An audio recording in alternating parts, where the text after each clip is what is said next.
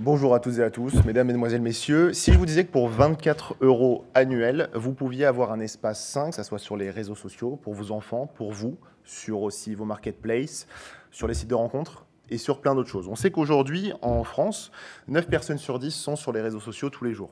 On sait aussi que 7 personnes sur 10 sont des ultra-actifs, c'est-à-dire qu'ils utilisent leur téléphone portable plus de 3 heures par jour, que ce soit les réseaux sociaux, les jeux vidéo, les plateformes de diffusion, que ce soit TikTok, YouTube, etc. On sait aussi qu'un enfant aujourd'hui en France a à peu près à partir de 9 ans un premier téléphone portable. Et c'est une grosse inquiétude pour les parents, car un enfant sur deux a déjà été victime de cyberharcèlement, de dénigration, d'homophobie, etc. Nous, aujourd'hui, on cherche à aider les parents, car plus de 9 parents sur 10 que nous avons sondés via FCPE, PEPP, toutes les agences et toutes les associations qui gèrent les parents d'élèves, ont besoin d'une aide par rapport aux réseaux sociaux et surtout au monde numérique. J'ai été moi-même victime de cyberharcèlement, j'ai 26 ans, je suis allé jusqu'au procès, au tribunal qui n'a abouti à rien à l'époque, car on considère que la donnée numérique et même tout ce qui se passe autour n'est pas valable en justice. Nous, aujourd'hui, on développe une solution qui va se baser sur 3 biais très importants. La première, c'est une première technologie que nous avons développée en interne, qui est une vérification d'identité qui va passer par une blockchain. Alors une blockchain sans crypto-monnaie, sans ICO, tout ça, je pense que ça doit te parler. Donc le but n'est pas de spéculer, mais de protéger, d'utiliser la technologie du Web3 pour pouvoir garantir la data de notre client.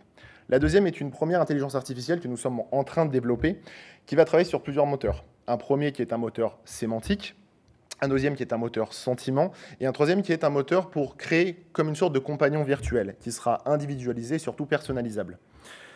Et la troisième solution est un anti-triche pour le monde du gaming, car nous sélectionnons le monde du gaming comme un marché d'acquisition très important, car aujourd'hui, beaucoup de jeunes sont dans cet univers-là. C'est un outil qui sera accessible à tout le monde, à tous les âges, et surtout très facile d'accès. Il n'a aucune limite, il pourra être mis sur les réseaux sociaux, les marketplaces, les sites de rencontres, le marché de l'e-sport. Nos intelligences artificielles vont agir comme un compagnon virtuel, comme une technologie neuve, qui sera individualisé et personnalisé. Nous avons 2 modèles aujourd'hui qui vont être disponibles, nous l'espérons, à la fin de l'année, qui sont un premier modèle qui est à 2 € par mois, qui du coup inclut toutes nos fonctionnalités, mais sans accompagnement juridique, et un deuxième modèle à 7 € par mois. Le but, on va faire des abonnements bien sûr annuels, donc 24 € ou 84 €. Et le deuxième modèle sera accompagné par un cabinet d'avocats, de façon à pouvoir garantir la data et surtout d'accompagner le client sur les différentes phases d'un procès, qui forcément aura lieu. Aujourd'hui, c'est un vrai fléau que nous vivons avec le cyberharcèlement. Aujourd'hui, on peut changer les choses. Aujourd'hui, on peut, avec la technologie actuelle, défendre un nombre incalculable de personnes jeunes. Il y a eu encore un nombre incalculable de suicides l'année dernière et cette année de personnes de moins de 15 ans à cause du cyberharcèlement sur les réseaux sociaux.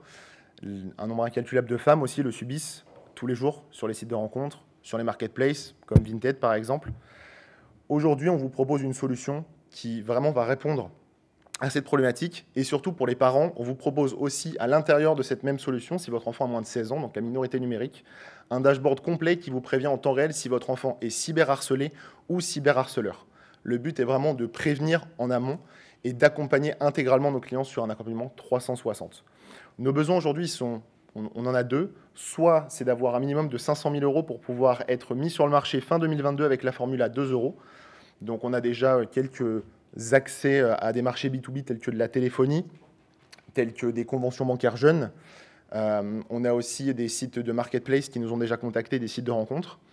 Et si nous arrivons à lever 1,5 million d'euros, à ce moment-là, nous allons avoir en interne un propre centre GRC. Nous allons aussi avoir un cabinet d'avocats partenaires qui va du coup accompagner nos clients dès le début avec la formule à 7 €. Donc aujourd'hui, on pense que tout est possible avec l'intelligence artificielle et surtout avec la technologie qui est possible. On est sur un prix qui est très grand public, avec un marché très large. C'est à peu près 7 millions de personnes que nous visons, avec 4% d'acquisition sur la première année sur le marché, ce qui équivaut à moins de 300 000 personnes. On pense que tout est possible, on pense qu'on a la technologie nécessaire et on pense que cette solution peut révolutionner le monde numérique. Quels sont les concurrents ? Alors aujourd'hui, en fait, nos concurrents directs utilisent des algorithmes via intelligence artificielle et non pas des moteurs personnalisables. Et c'est ça le vrai problème. Et surtout, nos concurrents n'accompagnent en rien le client. Ils ne certifient pas non plus la data. Nous, notre data, on la certifie à aucune utilisation commerciale. On la certifie auprès de la justice. On va aider entre autres la plateforme Pharos pour tout ce qui est prise de plainte. Et aussi, on peut certifier auprès du procureur, quand on envoie les dossiers, que ceux-ci sont viables avec l'épreuve et la signature électronique que le harceleur en question a bien commis ces actes. Et pour aussi rajouter quelque chose, on a déjà aussi contacté la CNIL, parce que bien sûr, notre solution a été jugée d'utilité publique, et la CNIL est prête à nous mettre en place une solution pour pouvoir traquer les adresses machines des harceleurs, ce qui est quelque chose qui est complètement infalsifiable, parce qu'aujourd'hui, on peut falsifier avec un VPN une adresse IP, mais pas une adresse machine. Et on sait que le profil du cyberharceleur aujourd'hui est d'à peu près 15 ans. Donc ce sont des personnes qui, je pense, si leurs parents reçoivent une lettre, vont arrêter très rapidement ce qu'ils sont en train de faire. Une petite question sur les problèmes d'addiction visuelle. 80% des jeunes parlent pour Resto du Cœur, pour les chantiers d'insertion qu'on reçoit, sont addicts aux jeux vidéo, au cinéma, à la télévision, il y a 12-13 heures par jour. Quelle sera votre politique sur votre travail? Alors, ce qui est intéressant, c'est qu'avec du coup notre troisième intelligence artificielle, qui est l'intelligence artificielle sur le monde du jeu vidéo, où du coup on a tout un système d'analyse comportementale humain et système pour d'un côté garantir donc, la non-triche sur les tournois, mais aussi la santé des joueurs. On va pouvoir calculer s'il y a de la fatigue visuelle, s'il y a des comportements anormaux, si l'enfant est dans un état, on va dire, critique. Et d'un côté, ça va sécuriser les équipes e-sport aussi pour qu'ils puissent se dire nos joueurs sont en bon état.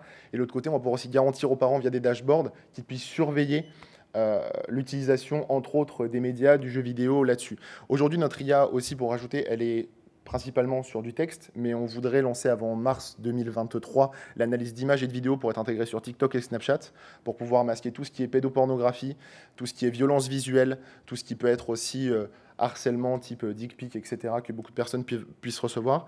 Et avant juillet 2023, on voudrait aussi intégrer l'analyse vocale en temps réel via VoIP, via la même intelligence artificielle, pour pouvoir aussi du coup couvrir les messageries vocales, les WhatsApp et même les chats de jeux vidéo pour protéger les plus jeunes. Alors, du coup, j'ai une petite question. Je me pose la question, comment vous êtes intégré, vous, auprès des grandes plateformes? Tu citais TikTok, Facebook. Tu parlais aussi tout à l'heure de ciblage sémantique. Donc, c'est une API qui est ouverte de leur côté. Vous leur parlez ou vous passez par des détours qu'on peut connaître? Alors, en fait, il n'y a aucun détour là-dessus. Le gros avantage, c'est que nous, en fait, on garantit à n'importe quelle plateforme qu'on récupère que l'analyse des messages et des messages privés. C'est-à-dire qu'on ne prend en rien l'identité de leurs clients, parce que nous, l'identité, on l'a déjà via notre vérification en interne. Et vu que leur data la plus importante est la data client, pour pouvoir la revendre à des grands groupes publicitaires, nous, aujourd'hui, ils nous disent « Banco, faites ce que vous voulez, rentrez sur la plateforme, analysez ce que vous voulez, nous, on s'en fiche ». Donc, en fait, là-dessus, on n'a aucun problème. Vous avez parlé tout à l'heure de 3 moteurs. Oui. Mais il y en a un moteur de sentiment. Oui. Ça correspond à quoi? Ça correspond à l'intelligence artificielle, le sentiment. C'est quoi exactement? Alors, une analyse en fait de sentiments, c'est-à-dire que par exemple, demain, deux jeunes vont discuter. Sur la première conversation, le premier va lui dire j'ai envie de te faire du mal. Donc là, on va analyser, on va dire effectivement, il n'y a pas de contexte. Donc, il y a possiblement une vraie volonté à faire du mal. Et de l'autre côté, ils sont en jeu et par exemple, ils vont jouer à Counter-Strike, donc antiterroriste contre terroriste. Il va lui dire je vais te faire du mal ou je vais te tuer. Là, on va pouvoir comprendre qu'on est dans un jeu vidéo, on est dans une discussion jeu vidéo et qu'il n'y a aucune mauvaise façon de penser par rapport à ça. Et en fait, l'analyse de sentiments va nous permettre de ne pas avoir de faux positifs par rapport à ça, d'analyser si c'est des copains de longue durée, s'ils ont déjà eu des conversations similaires, s'ils sont en train de rigoler. Vraiment, c'est une analyse complète.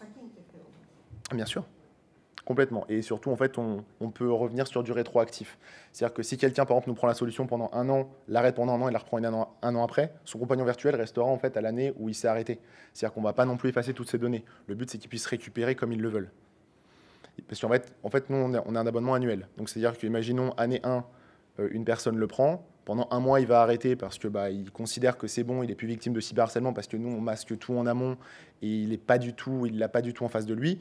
S'il le reprend un mois plus tard, on aura déjà toutes ces datas en amont qu'on avait eues sur le serveur et donc, du coup, il récupère son compagnon virtuel SafeBeer directement.